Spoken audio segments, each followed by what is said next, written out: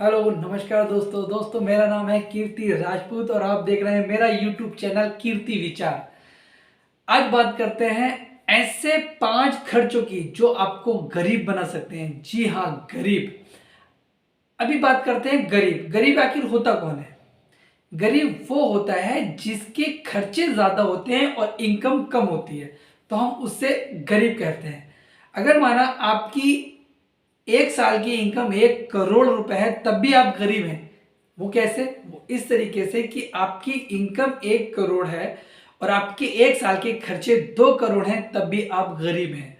जी हाँ, अब भी आप गरीब हैं। ऐसे बहुत सारे एग्जाम्पल हैं जो कि करोड़पति थे और आज वो बैंक करप्ट हो चुके हैं। उनके बैंक में उनके खर्चों के लिए पैसे नहीं है जो उन्होंने लिया था, तो वो भी एक गरीब है, करोड़पति हैं। ऐसे बहुत सारे एग्जाम्पल भी हैं हमारे, जिसे कि हम कहते हैं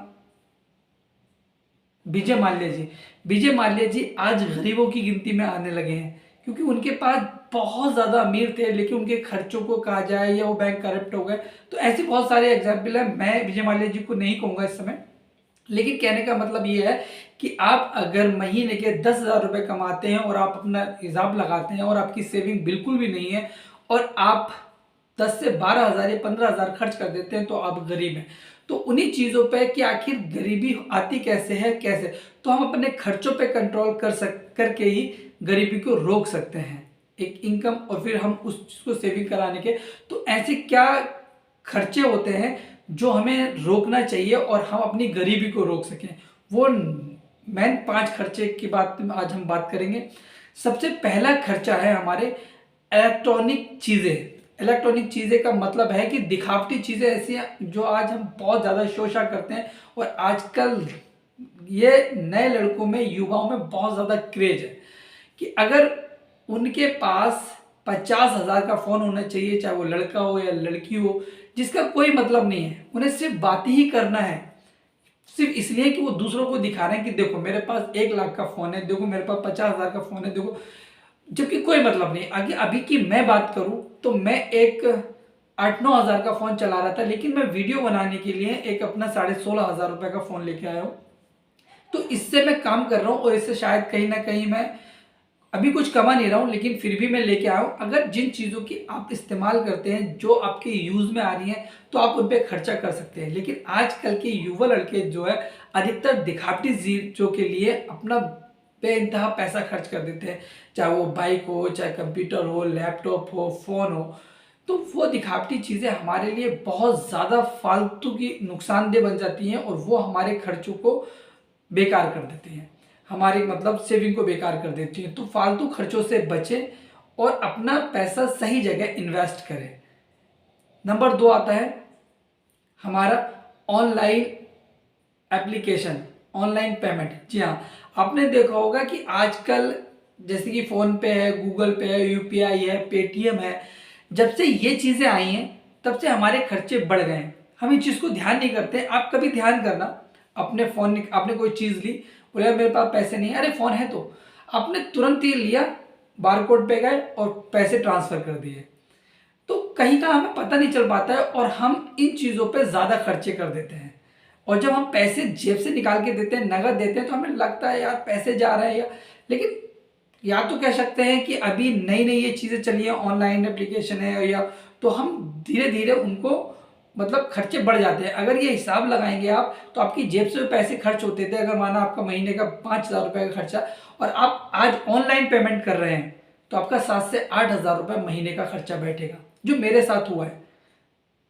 क्योंकि पहले मैं अगर कोई गाड़ी, मैं अपनी बाइक लेके जाता था, उसमें 500 रुपये का या 400 रुपये का तेल भरवाया, आज मैं 700-800 रुपये का तेल भर पाता हूँ। क्यों? क्योंकि मैं कहीं पर भी किसी पेट्रोल पंप पे तुरंत बारकोड के हिसाब से या उनको ऑनलाइन पेमेंट कर देता हूँ और मुझे पता ही नहीं चलता।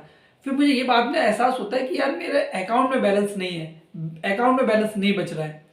तो वो चीज़ें हैं कि आप ऑनलाइन एप्लीकेशनों का कम ही इस्तेमाल करें तो अच्छा है। जहाँ पर भी दें, कैसे भी दें, तो पेमेंट नकद में दें। इस चीज़ से आपकी खर्चे करने की जो है वो पैसे मतलब कम होंगे, खर्चे करने की आदतें कम होंगी और सेविंग बढ़ेगी। तो आप पहले जो ऑनलाइन है, मैं ये नहीं कह रहा हूँ कि बंद कर दो, लेकिन अपने हिसाब से ही उन चीज़ों को करो। जहाँ पे ज़रूरत है वहीं करो। शौक शौक में कि आप बड़े रेस्टोरेंट में चले गए और खाया पिया ऑनलाइन करके चले आए, तो इन चीज़ों पर थोड़ा सा ध्यान दें जो कि आपको गरीब बना सकती हैं। नंबर 3 है क्रेडिट कार्ड। क्रेडिट कार्ड को तो मैं यही कहूँगा कि कोई इसका इस्तेमाल ना ही करे तो अच्छा है। पहले से ही क्रेडिट, कर्जा लिखा है उसके अंदर, क्रेडिट का मतलब कर्जा होता है, तो कर्जा, क्रेडिट कार्ड उन्हीं लोगों को शोभा देता है जिनके अकाउंट में ऑलरेडी पैसे हैं, जिनकी इनकम अच्छी है, जिनकी सैलरी लाखों में आ रही है, वो क्रेडिट कार्ड का इस्तेमाल करें तो सही है। और अगर हम जैसा बंदा या मिडिल क्लास का बंदा क्रेडिट कार्ड को ले तो वो हमेशा कर्जे में ही रहेगा। क्रेडिट कार्ड का मतलब क्या होता है? क्रेडिट कार्ड का मतलब होता है कि उधार कोई चीज़ खरीदना, उसे धीरे धीरे पेमेंट देते रहना, और अगर वो पेमेंट हम टाइम पे ना दे पाए तो उसका ब्याज चढ़ता है बहुत तगड़ा। तो कहने का मतलब है क्रेडिट कार्ड को दूर ही रखें तो अच्छा है। मेरी सैलरी 10,000 रुपये है, मैंने क्रेडिट कार्ड लिया और मुझे कोई चीज़ की ज़रूरत है, मैंने धड़ दिने ले ली 20 से 25,000 की, सैलरी 10,000 की है और 20-25,000 की मैंने चीज़ खरीद ली, अब उसको चुकाते रहो। और वही हमारे कर्जे के लक्षण होते हैं, और वही हम दिवालिया जैसे घोषित हो जाते हैं और हमारा डिप्रेशन होने लगता है कि यार मुझे भी वहाँ देना है और नहीं देना है, तो मैं उसका ब्याज जा रहा है, बहुत तगड़ा ब्याज जा रहा है। तो मैं यही कहूँगा कि वो लोग जो क्रेडिट कार्ड रखते हैं वो अधिकतर अच्छी फैमिली से होते हैं, अच्छे बिजनेसमैन होते हैं, अच्छी सैलरी वाले होते हैं। उनके महीने के अंत में अगर वो थोड़ा बहुत खरीद भी लेते हैं या उन पर कोई ऑफर आता है क्रेडिट कार्ड पे, तो वो उस ऑफर को लेने के लिए उस क्रेडिट कार्ड का इस्तेमाल करते हैं और बाद में जैसी पेमेंट आती है वो कटवा देते हैं। तो मैं कहूँगा कि आम आदमी क्रेडिट कार्ड का इस्तेमाल ना ही करे तो अच्छा है, इससे बचकर ही रहें। तो क्रेडिट कार्ड का इस्तेमाल बिल्कुल भी ना करें, मैं यही कहूँगा। नंबर 4 है डिस्काउंट। आपने कभी कभार देखा होगा कि टीवी पे आ रहा है या फेसबुक पे आ रहा है या सोशल मीडिया पे आ रहा है, अभी दुकान पे या मॉल में भी आप जाते हैं तो डिस्काउंट होता है। डिस्काउंट का एक चस्का लगा दिया है कंपनी वालों ने अपनी चीज़ को बेचने का। आपकी जिस चीज़ की ज़रूरत नहीं भी है वो भी चीज़ आप खरीद के ले आते हैं डिस्काउंट के लिए, एक के साथ एक फ्री, एक के साथ वो, जबकि डिस्काउंट को अगर हिसाब लगाओ तो कुछ नहीं होता है। आपने देखा by one get one free, get one by one free, तो वो चीज़ डिस्काउंट होती है। तो जो चीज़ें हमें नहीं चाहिए होती हैं वो भी हम ले लेते हैं डिस्काउंट के लालच में आके। तो ये चीज़ भी हमारी गरीबी के लक्षण बनते हैं कि जो चीज़ की हमें ज़रूरत नहीं है लेकिन हमने वो चीज़ ले ली, तो गरीबी तो है। तो वो चीज़ से बचे, वो सिर्फ एक एडवर्टाइज है, एक बिजनेस को बढ़ाने का फंडा है, ज़्यादा सेलिंग करने का फंडा है। तो आप इन चीज़ों से सतर्क रहें, जो चीज़ हमें चाहिए डिस्काउंट के लालच में ना आए। तो ये भी एक गरीबी बढ़ाता है।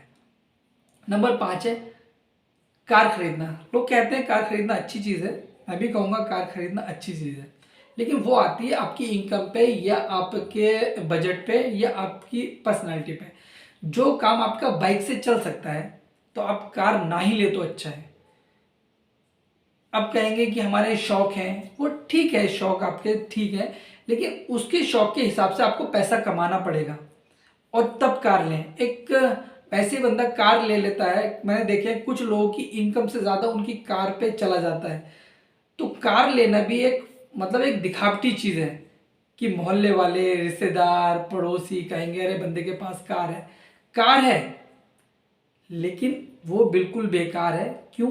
क्योंकि वो कहीं ना कहीं आपके खर्चे कर रहा है, आपका पड़ोसी इन्वेस्ट कर रहा है और आप उसमें कार में उलझे पड़े हैं और पैसे को बर्बाद कर रहे हैं, फूक रहे हैं। भले उसे जलाने के लिए कर रहा है, लेकिन वो आपका पड़ोसी आपसे आगे निकल सकता है, क्योंकि आपके कार के खर्चे, कहते हैं ना हाथी लेना बड़ी बात नहीं है, हाथी को पालना बड़ी बात होती है। वही कार के साथ मैं कहूँगा कि कार लेना बड़ी बात नहीं होती है, लेकिन उसके खर्चे मेंटेन करना बड़ी चीज़ होती है। जितनी बड़ी चीज़ होती है उतने खर्चे उतने ही होते हैं।